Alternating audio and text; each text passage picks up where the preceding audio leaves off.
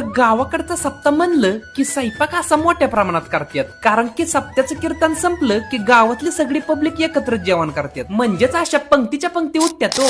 तर रामकृष्ण हरी मंडळी, तर आमच्या गावात यांना दरवर्षी न चुकता सप्ताह असतोय. त्याच्यात यांना गावातली सगळी लोक रातच्या अशी कीर्तना करता संगमेश्वरांच्या मंदिरात जमतात आणि महाराजांनी केलेल्या भजनात आणि विठ्ठलाच्या नामात गुंगवतात. आजकालच्या पबन डिस्कोच्या दुनियेत हरिनामाच्या भजनावरती पण ताल धरणारे अशी लोक आहे बरं का. आम्ही जेव्हा चिट्टे पिट्टे होतो ना, तेव्हापासूनच आजीच्या आणि मम्मीच्या माग लागून असं कीर्तनाला यायचो, आणि ते बी फक्त नावाला. कीर्तन तर आतमध्ये चालायचं आणि आम्ही मंदिरा माग नाही तर मंदिरा पुढे खेळत बसायचो, आणि बळच कीर्तनाला बसवलं तर झोपे जायचो. मग मम्मी आहेच आम्हाला हाणायला उचलून घरी न्यायला. आणि आता आम्ही सप्त्याला येतो कारण की कीर्तन मोडलं की अशा पंक्ती वाजतात, आणि त्यांना असं खाया करता नाही तर त्यांना वाढाया करता आम्हाला बोलवतात. मग काही जायलाच लागते. 4 मोठ्या पातेल्यांमध्ये वरण भातासोबत 15 बादल्या शाकभाजी आणि 10 गामेला लापशी वाढायच लागते, आणि त्याच्यात पण थोडं पुण्य करा असं लोक म्हणल्यावरती पाणी पण वाढायला लागते. बारकेपणी बरं होतो, नुसतं मीठ वाढून पण पुण्य भेटायचं, पण आता एवढं काम केलं आणि पाणी नाही वाढलं तरी बोलणं बसत. पण असो, हे पुण्य आम्ही बारकाल्या पोरांना करायला होतो. तर तुम्ही कधी सप्त्याला गेलाय का नाही, किंवा तुमच्या गावात पण सप्ताह असतोय का नाही ते कमेंट बॉक्स मध्ये सांगा. आणि तुम्ही ज्या फॅमिली मेंबर सोबत किंवा जोडीदारासोबत सप्त्याला गेलता त्याला ही रील नक्की शेअर करा, आणि जाता जाता तेवढं फॉलो पण करून टाका, कारण की अख्खं मार्केट आता आपलंय.